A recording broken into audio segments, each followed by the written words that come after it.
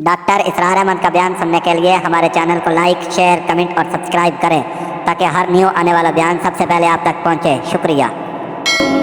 तो इस एतबार से गैब है, फरिश्ता हम नहीं देख सकते। हुजूर ने जिब्राइल को उनकी असल शक्ल में सिर्फ 2 मरतबा देखा है। एक मरतबा गारे हिरा से उतरते हुए आपने देखा, आवाज आई या मोहम्मद। ये चौथी वही जो है उससे पहले वाकया पेश आया। आपने देखा सामने आगे पीछे दाएं बाएं कोई नहीं है। तो थोड़ा सा खौफ सा एहसास हुआ, आगे बढ़े, फिर या मोहम्मद। फिर आपने देखा दाएं बाएं आगे पीछे कोई नहीं है। फिर आवाज आई या मोहम्मद। अब लगा उठाकर देखा तो जिब्राइल पूरे उफुक पर छाए हुए, वहुवा बिल उफुकिल आला फदना फतदल्ला फकान क़ाब क़ौसैन औ अदना फअौहा इला अब्दिही मा औहा। एक इस मौके पर जिब्राइल को उनकी असल मलक की शक्ल में देखा है, और एक शब मिराज में देखा है मलक की शक्ल के अंदर। तो बाकी तो हर दफा हजरत जिब्राइल या तो वही है तो उसमें जिब्रील फरिश्ता नजर नहीं आ रहा, वो तो रूहुल अमीन रूह मोहम्मदी पर नुज़ूल कर रहा है, नाजिल कर रहा है कुरान। इन आंखों का इसमें कोई दखल है ही नहीं, इन कानों का इसमें कोई दखल नहीं। शायद मैंने आपको शेर भी सुनाया था जिगर का, जो मैं हैरान हुआ करता हूं कि किस आलम में होंगे उस वक्त जिगर जबकि उन्होंने ये शेर कह दिया। अल्लाह कायम बिज़ात है, अपनी जात से कायम है। पूरी कायनात उसने थामी हुई है, वो चला रहा है। आसमानों और जमीनों को उसने थामा हुआ, अनजालता, कहीं अपनी जगह से हट ना जाए। आपको मालूम है कि ये अजीम सैयारे और ये अजीम जो गैलेक्सीज हैं, इनकी असल हकीकत किस कदर बारीक मामला है इनका, किस कदर बारीक। लो सांस भी आहिस्ता के नाजुक है बहुत काम, आफाक की इस कारगह शीशा गरी का। इनके दरमियान जो फासले हैं, इनकी बाहमी कशिश है। इसको एक कशिश इधर से खींच रही है, एक कशिश इधर से खींच रही है, तो ये अपनी जगह पर कायम है। अगर इधर की कशिश जरा सी बढ़ जाए वो खींच लेगी और वो टकरा जाएंगे और कायनात दरहम बरहम हो जाएगी। ये तो तवाजुन है, इसी को कहा सूरह रहमान में ववज़अल मीज़ान। लोगों ने समझा मीज़ान से मुराद ये जमीन की जो मीज़ान जिसमें हम तोलते नहीं, वस्समा रफ़अहा ववज़अल मीज़ान, ये समा से मुताल्लिक है। कॉस्मिक बैलेंस है जिसकी वजह पर ये कायनात कायम, कॉस्मिक बैलेंस। बहरहाल अल्लाह ही है जो कायम बिज़ात है और बाकी सब उसके सहारे कायम। लम यलिद वलम यूलद, ना उसने किसी को जना ना वो जना गया, ना कोई उसके माँ बाप है और ना कोई उसकी जोरू है, ना उसकी कोई औलाद है। वलम यकुल लहू कुफुवन अहद, और कोई उसका हमसर हमपल्ला नहीं है, इसलिए कि औलाद तो हमपल्ला हुई ना। मैंने आपको बता दिया है, ब्राह्मण का बेटा तो ब्राह्मण ही होगा, राजपूत का बेटा राजपूत होगा, सैयद ज़्यादा सैयद ही होगा ना। तो ये असल में शिर्क फिज़्ज़ात की नफी पर यह सूरह मुबारक का इतनी जामे है कि इसे हुजूर सल्लल्लाहु अलैहि वसल्लम ने सुनो से कुरान, तिहाई कुरान के मसावी है। इसलिए कि हमारे ईमानियात सलासा ही है ना, 3 ईमानियात हैं।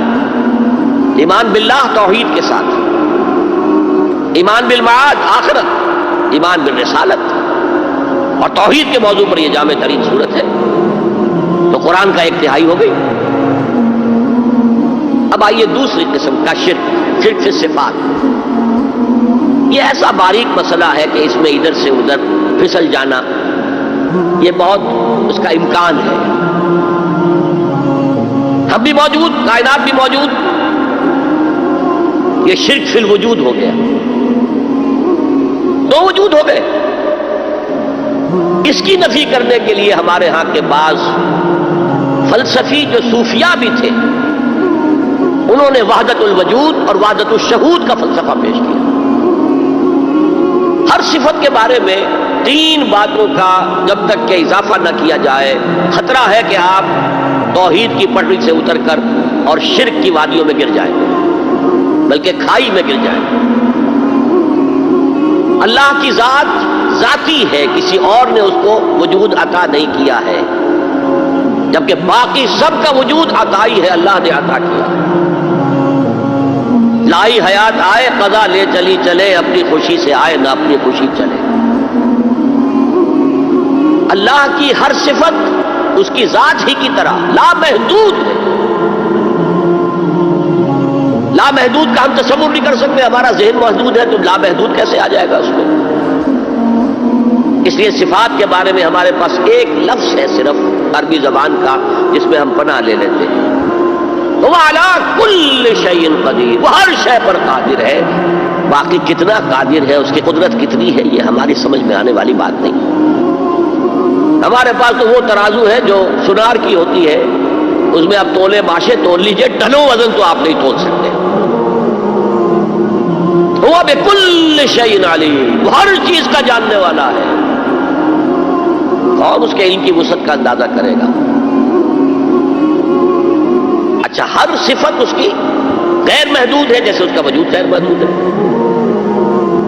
اس کی ہر صفت بھی قدیم ہے، جیسے اس کی ذات ہمیشہ سے، صفت بھی ہمیشہ سے۔ جبکہ ما سوی اللہ کا وجود بھی عطائی اور محدود اور حادث۔ ایک وقت تھا کہ وجود نہیں تھا، پھر اللہ نے وجود عطا کر دیا۔ اللہ کا علم غیر محدود، اس کا ذاتی علم ہے، یہ کسی نے نہیں دیا ہے، غیر محدود ہے، اور جیسے اس کی ذات ہمیشہ سے ہے، قدیم ہے، ایسے اس کا علم بھی قدیم ہے۔ تو آپ اسی لفظ علم کو استعمال کریں گے اللہ کے لیے، تو یہ تین چیزیں ایڈیشنل اس کی ذہن میں رہنی چاہیے جو رہتی نہیں ہے۔ اور انسانوں میں سے کسی کا بھی ہو، فرشتوں کا بھی ہو، سبحانک لا علم لنا الا ما علمتنا، صاحب کہہ دیا تھا کہ نہیں؟ اور ابھی آپ نے آیت الکرسی کا ترجمہ سنا ہے، لا یحیطون بشیء من علمہ الا بما شاء۔ مخلوقات میں سے کوئی بھی اللہ کے علم میں سے کسی شے کا احاطہ نہیں کر سکتا سوائے اس کے جو اللہ چاہے۔ اس نے جس کو چاہا جتنا چاہا علم دے دیا۔ تو یہ صفات، اور صفات میں نوٹ کیجئے 6 صفات، ویسے تو اللہ کے 99 نام ہیں، but if you boil them down, اگر ان کا آپ نکالیں نچوڑ تو وہ 6 صفات ہیں جن کو مانا جاتا ہے ام الصفات، بنیادی صفات۔ نمبر 1 وجود، نمبر 2 حیات، نمبر 3 علم، نمبر 4 قدرت، نمبر 5 ارادہ، نمبر 6 کلام، متکلم ہے، کلام ہے اس کا، فعال لما یرید ہے، ارادہ کرتا ہے، جس چیز کا ارادہ کر لے کر دے۔ الحی ہے، تو وجود، حیات، علم، قدرت، ارادہ، کلام۔ اب وجود کا مسئلہ ہے، اللہ بھی موجود، کائنات بھی موجود، یہ اشتراک ہو گیا۔ ان کے درمیان کیا رشتہ ہے؟ توحید وجودی جس کو کہا شاہ ولی اللہ دہلوی نے،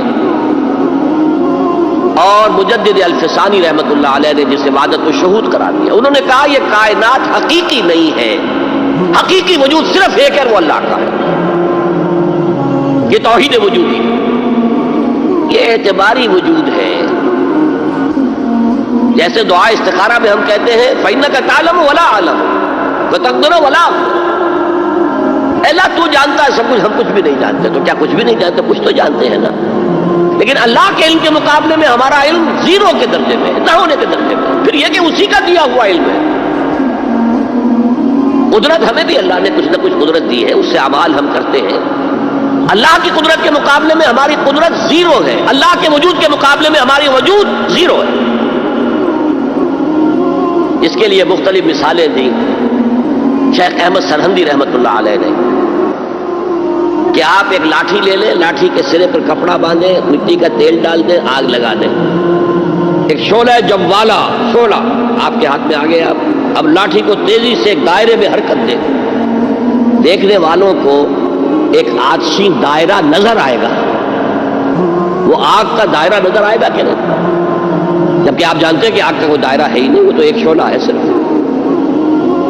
تو یہ کائنات کیا ہے؟ کل ما فی الکون وہم او خیال اور وقوع فی البرایا اور ظلال۔ اس کائنات میں جو کچھ ہے یا ہمارا وہم ہے یا ہمارا خیال ہے، یا جیسے آئینے کے اندر تصویر نظر آ جاتی ہے۔ آپ کو معلوم ہے آپ آئینے کے سامنے کھڑے ہیں، آئینے کے پیچھے تو کوئی نہیں ہے، آپ نظر آ رہے ہیں پیچھے۔ یا ظلال ہیں، سائے ہیں، درخت کا سایہ زمین پر پڑ رہا ہے۔ بہرحال اس طریقے سے، اگرچہ میں اب تفصیل میں نہیں جانا چاہتا اتنے بڑے مجمع میں، اس لیے کہ یہ بڑے مشکل، بہت مشکل مسائل میں سے ہے۔ فلسفہ وجود، یہ میٹا فزکس کے مشکل ترین مسائل میں صرف فلسفے کا مسئلہ ہے، یہ مذہب کا مسئلہ ہے ہی نہیں، دین کا مسئلہ ہے ہی نہیں۔ لیکن یہ وہی ہے کہ وجود حقیقی صرف اللہ کا ہے، ہمارا وجود اعتباری ہے، ریلیٹیو ہے، اس کی کوئی حیثیت ہی نہیں۔ اسی طرح اب علم غیب کا جو جھگڑا ہمارے یہاں چلتا ہے، علم غیب ہے یا نہیں ہے، اس میں ایک جماعت نے علم غیب کی تعریف جو ہے وہ اپنی طرف سے ایسی کر لی ہے جس کی روح سے علم غیب کی نفی مطلقاً کرنی پڑے گی۔ علم غیب وہ ہے جو اللہ کے بتائے بغیر کسی کو حاصل ہو، تو پھر تو علم غیب کی مطلق نفی ہوگی، اللہ کے بتائے بغیر تو کوئی علم کسی کو حاصل ہو ہی نہیں سکتا۔ یہ اصل میں ڈیفینیشن کی بات ہے، ڈیفینیشن غلط کر دی ہے آپ نے۔ غیب کسے کہتے ہیں؟ غیب جو ہماری نگاہوں سے اوجھل ہے۔ فرشتے تو موجود ہیں میرے سامنے، کرامن کاتبین ہیں، نظر نہیں آتے، ہماری نگاہوں سے اوجھل ہے۔ اللہ تعالیٰ بتاتا ہے تمہارے آگے پیچھے حفاظت والے جو ہے فرشتے چلتے ہیں۔ اور آپ نے کبھی دیکھا ہوگا کہ گاڑی کوئی سناٹے سے ایسی گزر گئی ہے آپ کے ساتھ سے کہ آپ محسوس کریں کسی نے آپ کو دھکا دے کر بچایا، کوئی غیر مرئی طاقت ہے، انویزیبل طاقت ہے جس نے آپ کو ہٹایا ہے اور گاڑی سے بچایا ہے۔ فرشتے ہیں، ہر جگہ ہے، ہر آن ہے۔ تو اس اعتبار سے غیب ہے، فرشتہ ہم نہیں دیکھ سکتے۔ حضور نے جبرائیل کو ان کی اصل شکل میں صرف 2 مرتبہ دیکھا۔ ایک مرتبہ غار حرا سے اترتے ہوئے آپ نے دیکھا، آواز آئی یا محمد۔ یہ چوتھی وحی جو ہے اس سے پہلے واقعہ پیش آیا۔ آپ نے دیکھا سامنے آگے پیچھے دائیں بائیں کوئی نہیں ہے، کچھ تھوڑا سا خوف سا احساس ہوا، آگے بڑھے، پھر یا محمد، پھر آپ نے دیکھا دائیں بائیں آگے پیچھے کوئی نہیں ہے، پھر آواز آئی یا محمد۔ اب نگاہ اٹھا کر دیکھا تو جبرائیل پورے افق پر چھائے ہوئے، وَهُوَ بِالْأُفُقِ الْأَعْلَى فَدَنَا فَتَدَلَّى فَكَانَ قَابَ قَوْسَيْنِ أَوْ أَدْنَىٰ فَأَوْحَىٰ إِلَىٰ عَبْدِهِ مَا أَوْحَىٰ۔ ایک اس موقع پر جبرائیل کو ان کی اصل ملک کی شکل میں دیکھا، اور ایک شب معراج میں دیکھا ہے ملک کی شکل کے اندر۔ تو باقی تو ہر دفعہ حضرت جبرائیل یا تو وہی ہے تو اس میں جبریل فرشتہ نظر نہیں آ رہا، وہ تو روح الامین، روح محمدی پر نزول کر رہا ہے، نازل کر رہا ہے قرآن۔ ان آنکھوں کا اس میں کوئی دخل ہے ہی نہیں، ان کانوں کا اس میں کوئی دخل نہیں۔ شاید میں نے آپ کو ایک شعر بھی سنایا تھا جگر کا، جو میں حیران ہوا کرتا ہوں کہ کس عالم میں ہوں گے اس وقت جگر جب کہ انہوں نے یہ شعر کہہ دیا۔ واقعہ یہ ہے کہ وہ بہت شراب پینے والے تھے، لیکن جب شراب سے توبہ کی ہے انہوں نے تو پھر جو شاعری انہوں نے کی ہے وہ بڑی پاکیزہ شاعری، اسی میں ہے یہ شعر۔ نغمہ وہی ہے نغمہ کہ جس کو روح سنے اور روح سنائے، وہ نغمہ قرآن روح الامین نے سنایا، روح محمدی نے سنا صلی اللہ علیہ وسلم علیہ الصلوۃ والسلام۔ یہ نظم بڑی عجیب ہے۔ جہل خرد نے دن یہ دکھائے، جہل خرد انسان کے عقل کی جاہلیت، جدید فلسفے، جدید نظریہ، ویسے تو سمجھا ریشنلائزیشن ہے، ریشنلزم ہے، عقلیت ہے جہالت۔ جہل خرد نے دن یہ دکھائے، گھٹ گئے انسان بڑھ گئے سائے۔ اسی میں یہ شعر ہے، نغمہ وہی ہے نغمہ کہ جس کو روح سنے اور روح سنائے۔ بہرحال حضور نے جبرائیل کو اصلی شکل میں بھی دیکھا ہے، وہ غیب میں ہے یا نہیں ہے؟ شب معراج میں آپ نے کیا نہیں دیکھا؟ جہنم کو دیکھ لیا، جنت کی سیر کر لی۔ یہ غیب ہے ہمارے لیے۔ تو جو چیزیں ہمارے لیے غیب، میں اس سے پہلے ایک گفتگو میں کہہ چکا ہوں کہ اللہ کے لیے تو غیب کا سوال ہی نہیں۔ وہ جب کہتا ہے عالم الغیب والشہادہ، وہ ہمارے اعتبار سے کہتا ہے جو چیزیں تمہارے لیے غیب ہیں اللہ ان کا بھی جاننے والا ہے، اور جو تمہارے لیے جو موجود ہیں سامنے جنہیں تم دیکھ سکتے ہو، چاہے ان کو دیکھنے کے لیے تم نے ٹیلیسکوپ ایجاد کر لی ہے تو اس سے تمہاری آنکھ کی صلاحیت بڑھ گئی، اگر مائکروسکوپ ایجاد کر لی ہے تو اس سے بھی تمہاری آنکھ کی صلاحیت بڑھ گئی ایک اعتبار سے۔ بہرحال ہے یہ تمہارے اپنے حواس خمسہ۔ تو تمہارا علم تو وہی تک رہے گا جو امور ان حواس خمسہ کی گرفت میں آ سکے. ان سے جو ماورا ہے، جس کو آپ کہتے ہیں ماوراء الطبعیات، فزیکل ورلڈ سے ماورا، جس کو میں نے اپنی گفتگو میں کہا تھا عالم امر ایک عالم خلق ہے. ہماری ساری سائنس، ہمارا سارا مطالعہ، ہماری ساری علم جو ہے وہ عالم خلق سے متعلق ہے، عالم امر سے کوئی تعلق ہی نہیں. عالم امر سے تعلق رکھنے والے فرشتے ہیں اور انسان کی روح. یسألونک عن الروح قل الروح من امر ربی. اور عالم امر کے اندر یہ چیزیں، واقعات، تخلیق اس طور سے ہوتی ہے کہ اس میں صرف کن، صرف یہ کہا جاتا اور ہو جاتا، ٹائم ایلیمنٹ کوئی نہیں. انما امرہ اذا اراد شیئا ان یقول له کن فیکون. ایسا ہی کوئی بڑا کن تھا جسے سائنسدان وہاں تک پہنچ گئے ہیں، دی بگ بینگ، کوئی بہت بڑا کن تھا اللہ کا جس سے کہ اس عالم خلق کا آغاز ہوا ہے. اس پری بگ بینگ ایرا کو وہ نہیں جانتے، وہ بالکل دوسرا دور تھا. بہرحال یہ میرا اس وقت کا موضوع نہیں ہے. تو یقیناً اللہ تعالیٰ اپنے اس غیب کا کچھ حصہ انبیاء کو دیتا ہے تو وہ نبی بنتے ہیں نا، ورنہ عام انسانوں اور نبی میں کیا فرق ہوا؟ ہمارا علم بالحواس ہے، علم بالعقل ہے. اگر یہی دو ہے محمد کے پاس بھی صلی اللہ علیہ وسلم، تو پھر کیا فرق ہوا میرے اور ان کے علم میں؟ معاذ اللہ ثم معاذ اللہ ثم معاذ اللہ. سورہ جن میں فرمایا لا یظہر علی غیبہ الا من ارتضی من رسول فإنہ یسلک من بین یدیہ ومن خلفہ رصدا.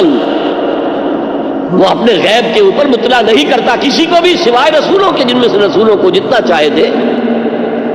کذالک نری ابراہیم ملکوت السماوات والارض. اسی طرح ہم ابراہیم کو دکھاتے رہے، آسمانوں اور زمین کے ملکوت کی سیر کرائی.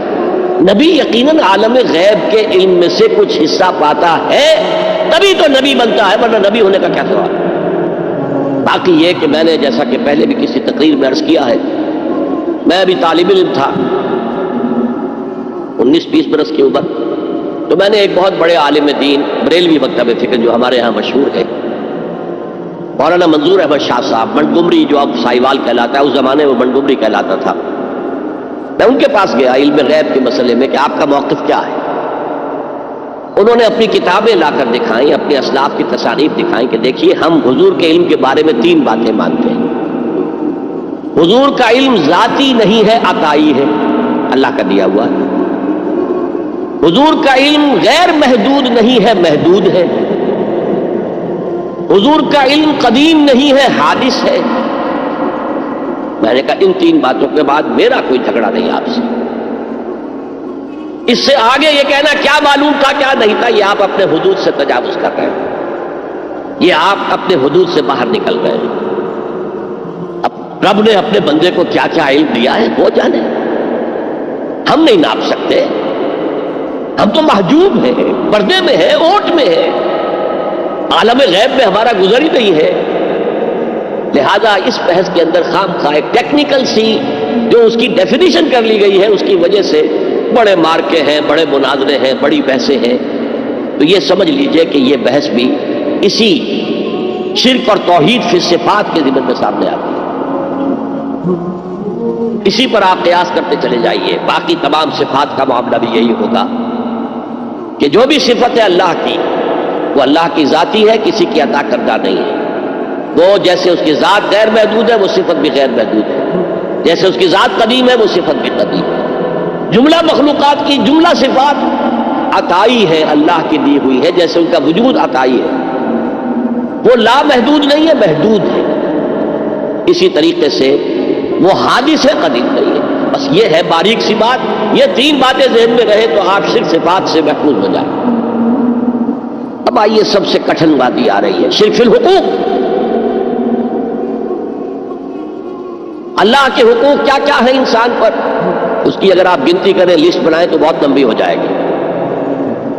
اللہ کا شکر کرنا چاہیے، اللہ کی عبادت کرنی چاہیے، اللہ کے احکام پر چلنا چاہیے، اللہ کے عائد کردہ فریضے جو ہے وہ ادا کرنے چاہیے، اللہ کی حرام چیزوں سے بچنا چاہیے، اللہ کی تعظیم و تکبیر کرنی چاہیے، اللہ کے دین کو غالب کرنے کے لیے جد و جہد کرنی چاہیے، اللہ کے کلمے کو سربلند کرنے کے لیے تن من دھن لگانا چاہیے. اللہ کے حقوق میں شمار ہو گئے. ایک لفظ ایسا ہے کہ جیسے کہتے ہیں ہم اپنی زبان میں، ہاتھی کے پاؤں میں سب کے پاؤں. ایک لفظ ہے کہ جو جملہ حقوق کو اپنے اندر سمو لیتا، وہ لفظ عبادت۔ یہی وجہ ہے کہ قرآن مجید میں تمام انبیاء اور رسول کی دعوت جو آتی ہے مختلف مکی صورتوں میں، وہ کیا ہے؟ سب نے یہ کہا یا قوم اعبدوا اللہ ما لکم من الہ غیرہ، اے میری قوم کے لوگوں اللہ کی عبادت کرو، تمہارا کوئی اور معبود نہیں ہے سوائے اس کے۔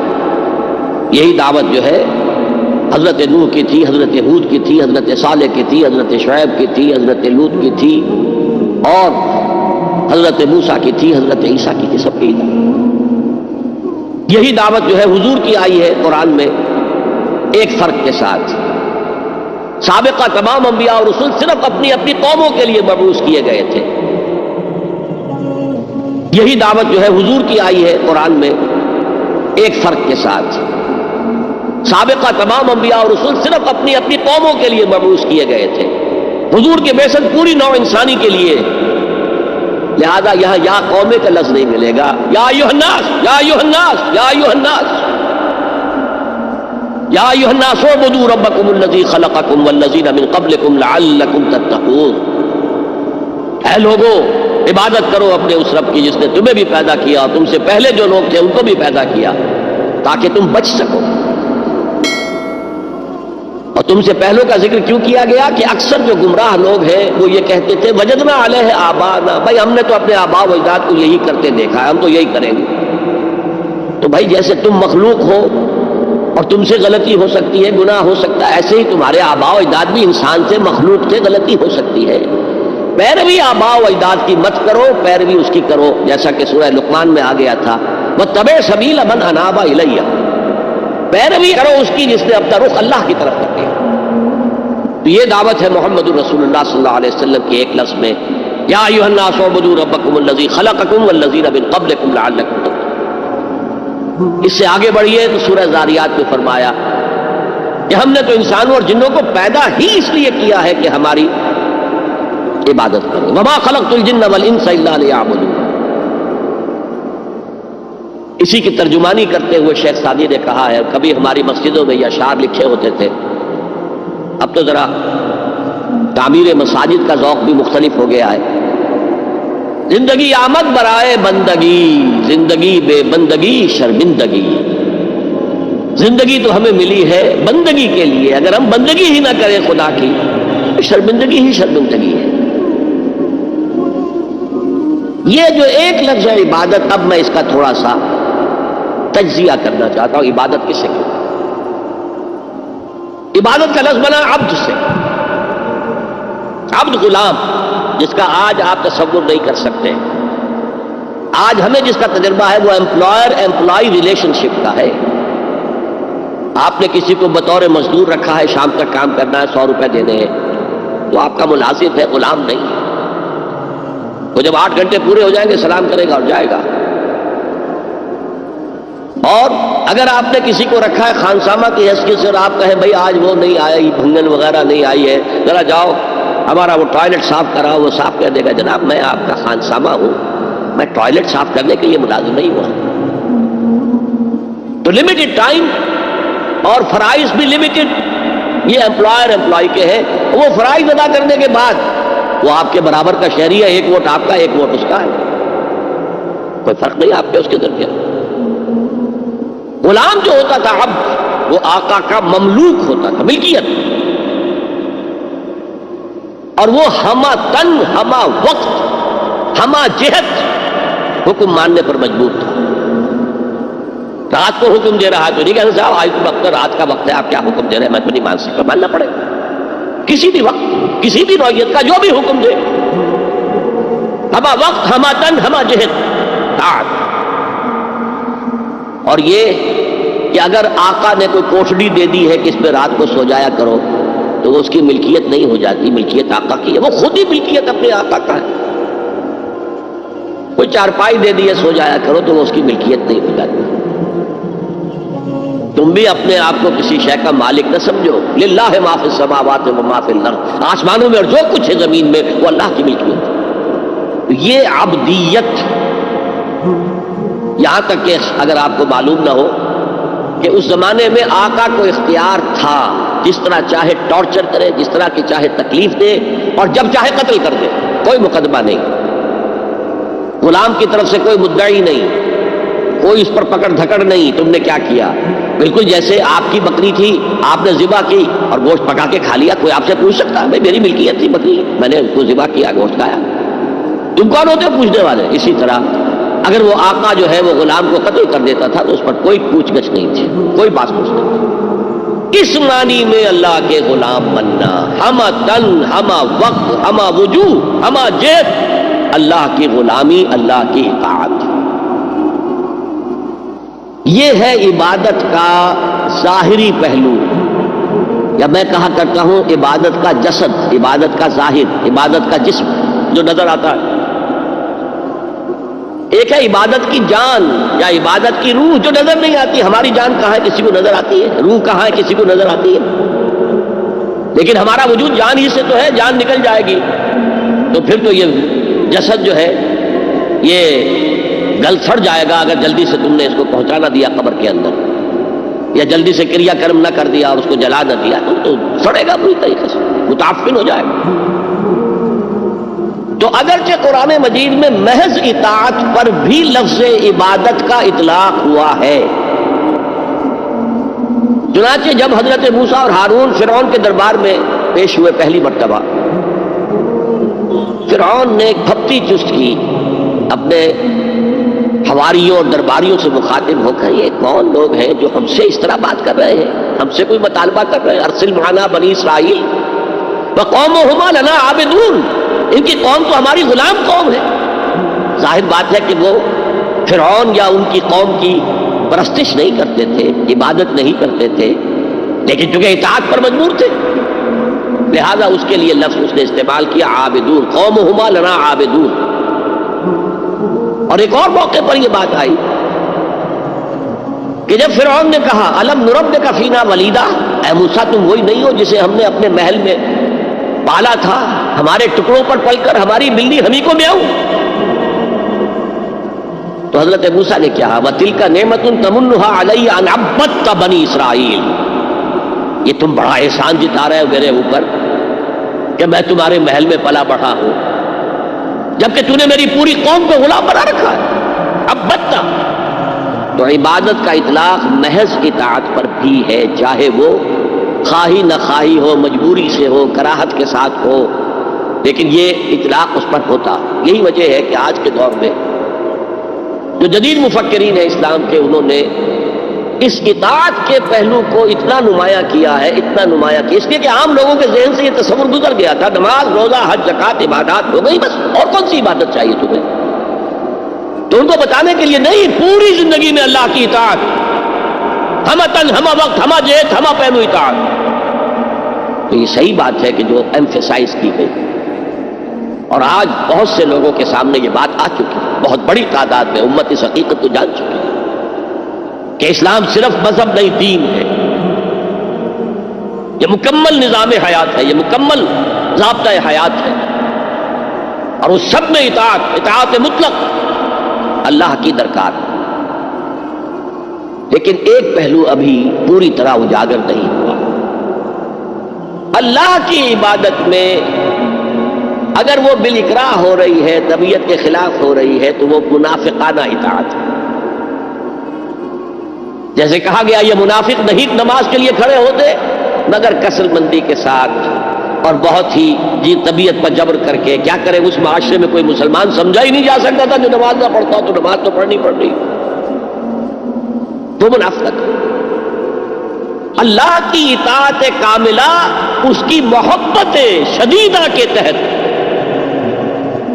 اس کے شکر کا جذبہ، اے اللہ تیرے لیے حمد ہے، کل شکر تیرے لیے، کل ثنا تیرے لیے، اس شکر اور محبت کے جذبے سے والذین آمنوا اشد حبا للہ، اہل ایمان تو وہ ہے جو شدید ترین محبت کرتے ہیں اللہ کے ساتھ۔ تو اللہ کی اطاعت مطلق، اس کی محبت شدیدہ کے ساتھ دو چیزیں جمع ہوں گی تو پھر وہ اللہ کی عبادت بنے گی۔ چنانچہ وہ جسد ہے تو یہ روح ہے، یہ جان ہے، عبادت ہے۔ اور فارسی کے دو الفاظ بخوبی ان کے فرق کو واضح کرتے ہیں۔ ایک ہے بندگی، جو ابھی میں نے شعر سنایا، بندگی وہ ہے اطاعت. ایک ہے پرستش. پرستش ہوتی ہے محبت سے. کوئی زر پرست ہے، کوئی شہرت پرست ہے، کوئی اقتدار پرست ہے، کوئی وطن پرست ہے، کوئی قوم پرست ہے، کوئی خود پرست ہے. یہ پرستش. پرستار کہہ دیتے ہیں آج کل، جو مختلف ایکٹرز اور ایکٹریسز ہیں ان کے جو پرستار ہیں، پرستار کہلاتے ہیں. تو اللہ کی پرستش کے ساتھ اس کی اطاعت مطلقہ جمع ہوں گے تو عبادت بنے گی. یہ تو ہو گیا عبادت کی تعریف کا معاملہ. اسی لیے امام ابن تیمیہ اور ان کے شاگرد جو سب سے بڑے شاگرد ہیں حافظ ابن قیم، انہوں نے عبادت کی تعریف اس طور سے بیان کی. امام ابن تیمیہ نے زیادہ زور دیا اطاعت پر، اور حافظ ابن قیم نے، وہ چونکہ صوفی مزاج آدمی تھے، انہوں نے مقدم رکھا محبت کو. العبادت تجمع اصلین، عبادت دو چیزوں، دو بنیادی چیزوں کو جمع کرنے سے وجود میں آتی ہے. غایت الحب مع غایت الذل والخضوع، حد درجے کی محبت اللہ کی اور حد درجے میں اللہ کے سامنے بچ جانا، گر جانا. سر تسلیم خم ہے جو مزاج یار میں آئے، جو حکم ہے حاضر ہے پروردگار، جو حکم ہے حاضر. اچھا، بعض چیزیں اس عبادت کے ساتھ زمینوں کے طور پر، مثلاً دعا. الدعاء مخ العبادہ، اور یہ بھی فرمایا الدعاء هو العبادہ. دعا جو ہے وہ عبادت کی روح ہے، عبادت کا مغز ہے. جیسے ہڈی، اس میں سے آپ نے وہ گلی کھینچ لی ہے، باقی پھینک دی. بعض قرآن مغز ہا برداشت ہے، استخاں پیش سگا انداز ہے. تو یہ جو مغز ہے، عبادت روح ہے، جوہر ہے، مغز ہے. دعا مغز ہے عبادت، بلکہ یہ بھی الدعاء هو العبادہ. اور کچھ افعال ایسے ہوتے ہیں کہ جو عبادت کے اظہار کے لیے ہوتے ہیں، تعظیم کے اظہار کے لیے. قنوت ہے، ہاتھ باندھ کر اور سر کو قدرے جھکا کر کھڑے ہو. رکوع ہے، سجود ہے. اور پانچویں چیز عبادت میں اخلاص. کوئی ریاکاری نہ ہو، کوئی کسی کو دکھانا مقصود نہ ہو، کوئی اپنی شہرت مطلوب نہ ہو، کوئی اپنے زہد و تقویٰ کا اشتہار دینا مطلوب نہ ہو. اخلاص. اب ان 5 حوالوں سے میں آپ کے سامنے شرک فی العبادت کیا ہے. دو سب سے بڑی چیزیں اطاعت اور محبت، جن سے مل کر عبادت وجود میں آئی. 3 اس کے ضمیمے ہیں، دعا، کچھ افعال یا حیت جسم کی، اور اخلاص. اب دیکھیے شرک فی العبادت کی یہ شکل، شرک فی الاطاعت، وہ کیا؟ اللہ کے سوا کسی اور کی اطاعت جس سے اللہ کی معصیت لازم آتی ہو، شرک. لا طاعت لمخلوق فی معصیت الخالق، مخلوق میں سے کسی کی اطاعت نہیں ہوگی کہ اس معاملے میں جس میں خالق کی معصیت لازم ہو. ہاں، خالق کے احکام کے اندر اندر والدین کا حکم بھی مانو، اطاعت کرو. اساتذہ کا حکم مانو، کسی اور کو آپ کا لیڈر مانا ہے اس کا حکم مانو، لیکن ناٹ بیونڈ. وہ جو سرکل ہے کتاب و سنت کا، اس سے باہر نہیں. لا طاعت لمخلوق فی معصیت الخالق، یہ آپ الجبرے کے فارمولے کے طور پر اپنے سامنے رکھیں. اب اسے اپلائی کیجئے. جیسے فارمولوں کے ذریعے سے پھر بڑے بڑے وہ سم جو ہے وہ حل کیے جاتے تھے سوالات.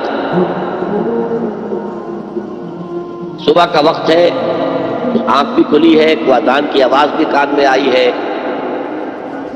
آپ کا نفس کہتا ہے ابھی سو جی. آپ نے اپنی چادر یا کمبل کو درست کیا اور کروٹ لیا. یہ کیا ہے؟ آپ نے کس کا حکم پیچھے پھینکا اور کس کا حکم مانا؟ اللہ کے حکم کو پیچھے پھینک دیا، نفس کے حکم کو آگے رکھا. یہ شرک. اس شرک کو جاننے والے بہت کم ہیں. مولانا روم نے خوب کہا تھا، نفس ما ہم کم ترس فرعون نیست لیکن ہیراعون نیست. میرا نفس بھی فرعون سے کم نہیں ہے. فرعون نے کہا تھا نا الیس لی ملک مصر وہذہ الانہار تجری من تحتی، کیا اس ملک مصر کی حکومت میری نہیں ہے؟ اور سارا جو یہ آب پاشی کا نظام ہے، انہار کا نظام ہے، وہ میرے کنٹرول میں نہیں ہے؟ جس کا چاہوں موگا کھلا رکھوں، جس کا چاہوں بند کر دوں. یہ تھا خدائی کا دعویٰ، انا ربکم الاعلی. تو مولانا روم کہتے ہیں میرا نفس بھی اس سے کمتر نہیں ہے. وہ کہتا یہ جسم میرا ہے، اس پر میرا حکم چلے گا. میں نہیں جانتا کون اللہ کون رسول، کیا حرام کیا حلال. تو فرعون سے کم تو نہیں ہے میرا نفس. لیکن فرعون اس کی بہت مدد تھی، فوج تھی، لاؤ لشکر تھا، تو اس نے زبان سے بھی کہہ دیا کھل کر الا ربکم الاعلی. میں مسکین ہوں، غریب ہوں، میرے پاس کوئی طاقت نہیں ہے، میں زبان سے تو کچھ نہیں کہہ سکتا، اندر سے میرا نفس یہی کہتا ہے.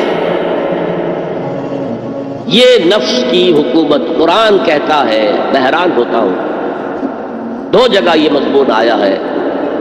ارأیت من اتخذ الہہ ہواہ افانت تکون علیہ وکیلا. اے نبی تم نے دیکھا اس شخص کو، اس کے حال پر غور کیا جس نے اپنی خواہش نفس کو اپنا الہ بنا لیا. اللہ اکبر. الہ لا الہ الا اللہ، کلمہ توحید کا مرکزی لفظ یہاں آ رہا ہے. من اتخذ الہہ ہواہ، جس نے اپنی خواہش نفس کو اپنا معبود بنا لیا، الہ بنا لیا. افانت تکون علیہ وکیلا، کیا آپ ایسے شخص کی کوئی ذمہ داری لے سکتے ہیں؟ سود حرام ہوا کرے جی، حرام حرام، ہمارا دھندا جو ہے وہ آگے بڑھ نہیں سکتا. تو اللہ کے حکم کو پیچھے ڈالا، نفس کے تقاضے کو آگے رکھا. کون معبود ہے آپ؟ نام عبداللہ رکھیے، نام عبد الرحمن رکھیے، ہے عبد النفس، نفس کے بندے، نفس کے غلام. یہ میں نے یوں سمجھیے کہ جیسے میں نے ہجرت اور جہاد کی ڈیفینیشنز کی تھی. ہجرت کا بیس کیا ہے؟ پوچھا گیا ایو الہجرت افضل یا رسول اللہ، اے اللہ کے رسول بتائیے سب سے اعلیٰ ہجرت کون سی ہے، افضل؟ فرمایا ان تہجر ما کرہ ربک، ہر اس چیز کو چھوڑ دو جو تمہارے رب کو پسند نہیں. آج رات ہی سے آپ ہجرت شروع کر سکتے ہیں. جائزہ لیجئے کیا کیا چیزیں میری زندگی میں خلاف شریعت ہیں، تو اللہ کو ناپسند ہے. فیصلہ کیجئے کہ آج کے بعد نہیں ہوگی، ہجرت شروع ہو گئی. افضل الہجرہ، سب سے افضل ہجرت شروع ہو گئی. لیکن ٹاپ پر لے جائیے تو یہ ہجرت جب اللہ کے دین کو قائم کرنے کی جدوجہد اس مرحلے پر آ جائے کہ اب باطل کے ساتھ ٹکراؤ ہے اور اب چاہیے کہ ساری قوت ایک مرکز پر جمع ہو جائے، ہجرت فرض کر دی گئی. وہ ہجرت گھر بار چھوڑ کر، اہل و عیال کو چھوڑ کر، اور مکے کے بھیڑیوں کے رحم و کرم پر چھوڑ کر اپنے گھر والوں کو جو لوگ ہجرت کر کے آئے. حکم تھا، ہجرت مدینہ فرض تھی، ہجرت حبشہ فرض نہیں تھی. صرف اجازت تھی کہ جن سے سختیاں نہیں جھیلی جا رہی مزید وہ چلے جائیں. تو ہجرت کا یہ ابتدائی نقطہ، انتہا یہ. جہاد، المجاہد من جاہد نفسہ، جہاد تو یہاں سے شروع ہو گیا، اپنے نفس کے خلاف جہاد کرنا. صبح نفس نے کہا بھی سو جا، آپ نے نفس کی بات کو رکھ کیا، اپنا کمبل اٹھا کے پھینکا، اٹھے، وضو کیا، نماز کے لیے آپ مسجد چل دیے. آپ نے جہاد کیا نفس کے خلاف. یہ افضل الجہاد ہے.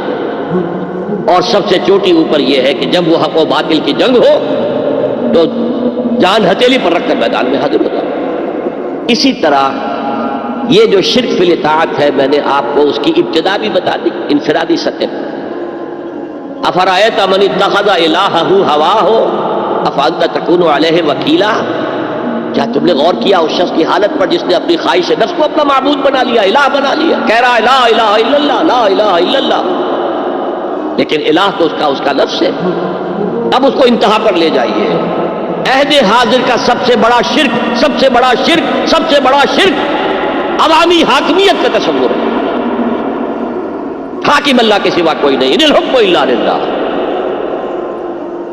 ظاہر بات ہے فرعون نے اگر دعویٰ کیا تھا میں تمہارا خدا ہوں، انا ربکم الاعلی، تو کیا اس کا مطلب یہ تھا کائنات میں نے پیدا کیے، تمہیں میں نے پیدا کیا؟ ذرا سوچیے. کیا وہ بزرگ موجود نہیں ہوں گے جنہوں نے اسے دیکھا ہو کہ آج اس کی ولادت ہوئی تھی، کل اس کی کوئی اور سیریمنی ہوئی تھی؟ کیسے دعویٰ کیا تھا؟ میرا حکم چلے گا، میں نہیں جانتا. الیس لی ملک مصر، مصر کی حکومت میری ہے کہ نہیں؟ یہ دعویٰ تھا، یہ خدائی کا دعویٰ. کسی زمانے میں وہ فرد ہوتے تھے، نمرود ہوتے تھے، نماردہ فراعنہ. جمال عبد الناصر نے نعرہ لگایا تھا نحن ابناء الفراعنہ، بڑے فخر کے ساتھ ہم فرعونوں کی اولاد. اور صدام نے لگایا تھا نعرہ نحن ابناء النماردہ، ہم نمرودوں کی اولاد. عراق کے بادشاہوں کا لقب نمرود تھا اور مصر کے بادشاہ فراعنہ تھے، فرعون تھے. زمانے کا جب ارتقاء ہوا ہے اور اس میں فیصلہ کن کام جو ہے وہ حضور نے صلی اللہ علیہ وسلم، جب حضور کی حیات طیبہ کے بعد خلافت انفرادی سے اجتماعی ہو گئی. جب تک نبوت جاری تھی نبی ہی خلیفہ ہوتا تھا. اس کی ہاٹ لائن اللہ کے ساتھ وحی کی لگی ہوئی ہے، ادھر سے حکم آتا ہے وہ امپلیمنٹ کرتا ہے، جہاں اس کا حکم نہیں ہے وہ اپنا بیسٹ ججمنٹ استعمال کر کے فیصلہ کرتا ہے. یہی ہے وائس جرنسی، یہی ہے خلافت، ایسنس آف خلافت یہی ہے. جیسے وائس رائے دلی میں ہوتا تھا، ہمارا بادشاہ یا ملکہ تو انگلستان میں ہوتا تھا. اب جو ہز میجسٹیز گورنمنٹ یا ہر میجسٹیز گورنمنٹ سے حکم آیا، وائس رائے اس میں کوئی تغیر و تبدل نہیں کر سکتا. He has to implement it as such. جہاں کوئی حکم نہیں ہے تو وہ مقام پر بیٹھا ہے، آن دی اسپاٹ ہے، حالات کو دیکھے اور جو مملکت اور کنگڈم کی مصلحت میں سب سے بہتر نظر آئے وہ فیصلہ کرنا. لیکن حضور پر نبوت ختم تو خلافت کلیکٹیو ہو گئی، خلافت المسلمین. اگرچہ شروع میں امیر المومنین کہا جاتا تھا، کچھ عرصے کے بعد خلیفت المسلمین یہ اصطلاح جو ہے وہ عام. اسی طرح انفرادی ملوکیت کی بجائے اجتماعی ملوکیت کا تصور جو ہے شیطان نے پٹی پڑھائی. ابلیس کی مجلس شورا جو اقبال کی بڑی ہی یوں سمجھیے کہ اہم ترین نظموں میں سے، امت مسلمہ کے نام پیغام پر مشتمل وہ نظم جو ہے، اور وہ ان کے آخری ایام کی ہے اور وہ ان کی زندگی میں چھپی بھی نہیں تھی. ارمغان حجاز ان کے انتقال کے بعد چھپی، جس میں آخری جو کلام تھا فارسی اور اردو دونوں کا جمع کر دیا گیا، ورنہ اس سے پہلے فارسی علیحدہ چھپتی تھی کتابیں، اردو کی علیحدہ. لیکن اب اتنا کم تھا کہ ان کے لیے علیحدہ کتابیں شائع کرنا مناسب نہیں سمجھا. ابلیس نے مجلس شورا بلائی. ایک مجلس شورا کے جو رکن نے کہا کہ دیکھو جمہوریت کا دور آ گیا ہے، اب ہماری ابلیسیت کو تو بڑا خطرہ ہے، ابلیسی نظام تو ختم ہو جائے گا. جمہوریت توڑ دی بندوں نے آقاؤں کے خیموں کی طلب. یہ تو عوام نے جو ہے اپنے آقا بیرنز اور لارڈز اور بادشاہوں کے خیموں کی طلبیں توڑ دی، گرا دیے خیمے.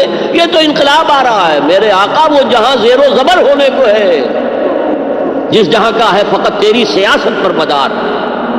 ابلیس کیا کہتا ہے بڑے ٹھنڈے انداز، ہم نے خود شاہی کو پہنایا ہے جمہوری لباس. جب ذرا آدم ہوا ہے خود شناس و خود نگر. آج آدمی میں ایک سیلف امپورٹنٹ پیدا ہو چکی ہے. یہ بادشاہ کون ہوتے ہیں جو ہمارے سروں پر مسلط ہے، محلوں میں رہتے ہیں، عیش کرتے ہیں، جو خون پسینہ جو ہے وہ کسان کر رہا ہے. ابھی انڈسٹریل ریولوشن تو نہیں ہوا تھا، وہ ساری بات جو تھی وہ زرعی معیشت تھی. خون پسینہ وہ کرتا ہے، فصل میں سے لائنس شیئر آ کر بیرن اور لارڈ وہ لے گیا اور اس میں سے ایک حصہ اس نے بادشاہ کو پہنچا، ایک اپنے پاس رکھا. ظالمانہ نظام ہے. تو ہم نے دیکھا کہ انسانوں میں کوئی شعور پیدا ہو گیا، خود شعوری. تو ہم نے ملوکیت کو ڈھال دیا نئے سانچے میں. ہم نے خود شاہی کو پہنایا ہے جمہوری لباس. وہ گندگی جو فرعون کے سر پر ٹنوں کے حساب سے رکھی ہوئی تھی، ہم نے کہا تولا تولا سب میں تقسیم کر دو، ایک ایک ووٹ سب کے ہاتھ میں دے دو اور کہہ دو تم حاکم ہو.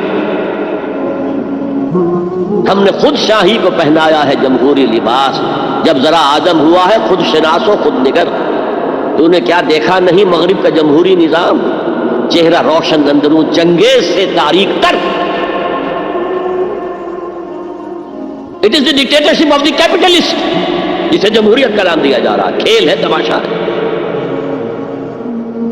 تو آج کی دنیا کا سب سے بڑا شرک اسے کوئی جانتا ہی نہیں. وہ شرک فی العقیدہ ان کو معلوم ہے اور اس کے اوپر فتوے بھی وہ لگا دیں گے. کوئی قبر کے سامنے کھڑے ہو کر کوئی دعا کر رہا ہے، کسی کو رکوع کر لیا، کسی نے سجدہ کر لیا تو خیر ٹھیک ہے، وہ تو ایک شرک جلی ہو رہا ہے، وہ تو معلوم ہے، اس کی نفی ہو رہی ہے. لیکن یہ وہ تھے شرک جو پہلے تھے. آج کا شرک بالکل اور ہے. آج کا شرک دو میں گنوا دیتا ہوں آپ کو. ایک ہے عوامی حاکمیت کا تصور، ایک ہے مادہ پرستی کا تصور، مادے پر سارا توکل اور اعتماد ہے، اللہ پر کہاں توکل رہا، کہاں اعتماد رہا۔ میٹیریلزم یہ ایک مذہب ہے، یہ ایک فلسفہ ہے۔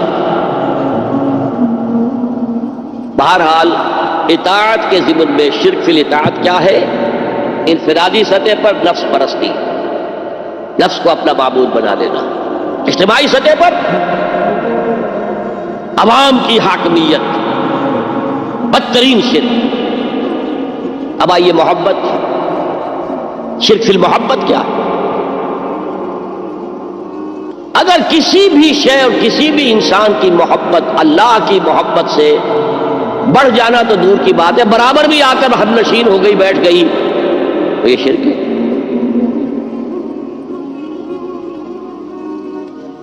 والذین آمنوا اشد حبا للہ، جب تک اشد محبت آپ میں اللہ کی نہیں ہوگی، اگر کوئی اور شے محبوب ہے تو من الناس من یتخذ من دون اللہ اندادا یحبونہم کحب اللہ، لوگوں میں سے ایسے بھی ہیں جنہوں نے اللہ کو چھوڑ کر کسی اور چیزوں کو مد مقابل بنا لیا ہے، ان سے وہ محبت کرتے ہیں جو اللہ سے کرنی چاہیے تھی۔ توحید کا تقاضا ہے لا محبوب الا اللہ، لا مطلوب الا اللہ، لا مقصود الا اللہ، مقصود و مطلوب اور محبوب حقیقی اللہ کے سوا۔ اور وہ آیت میں آپ کو سنا چکا ہوں، سورہ توبہ کی آیت نمبر 24، انتہائی لرزا دینے والی آیت۔ قل ان کان آباؤکم وابناؤکم واخوانکم وازواجکم وعشیرتکم واموال اقترفتموها وتجارۃ تخشون کسادها ومساکن ترضونها احب الیکم من اللہ ورسولہ وجہاد فی سبیلہ فتربصوا حتی یأتی اللہ بامرہ واللہ لا یہدی القوم الفاسقین۔ اے نبی ان کے کان کھول دیجئے، اچھی طرح سنا دیجئے کہ اے لوگوں، اے ایمان کے دعوے داروں، اگر تمہیں اپنے باپ، اپنے بیٹے، اپنے بھائی، اپنی بیویاں یا بیویوں کے لیے شوہر اور اپنے رشتہ دار اور اپنے وہ مال جو بڑی محنت سے کما کر کھتے بھرے ہوئے ہیں اور اپنی وہ تجارت جس کی کساد بازاری کا تمہیں اندیشہ رہتا ہے مندہ نہ ہو جائے، اور اپنے وہ محل، اپنی حویلیاں جو تم نے تعمیر کی ہیں اور بہت تمہیں محبوب ہیں، انہیں خوب فرنش کیا ہے، اگر یہ 8 چیزیں محبوب تر ہیں اللہ سے اور اللہ کے رسول سے اور اللہ کی راہ میں جہاد سے، تو جاؤ دفعہ ہو جاؤ، وہاں بیٹھ کر انتظار کرو یہاں تک کہ اللہ اپنا فیصلہ سنا دے، اور اللہ ایسے فاسقوں کو کبھی ہدایت نہیں دے۔ ڈاکٹر اسرار احمد کا بیان سننے کے لیے ہمارے چینل کو لائک، شیئر، کمنٹ اور سبسکرائب کریں تاکہ ہر نیو آنے والا بیان سب سے پہلے آپ تک پہنچے۔ شکریہ۔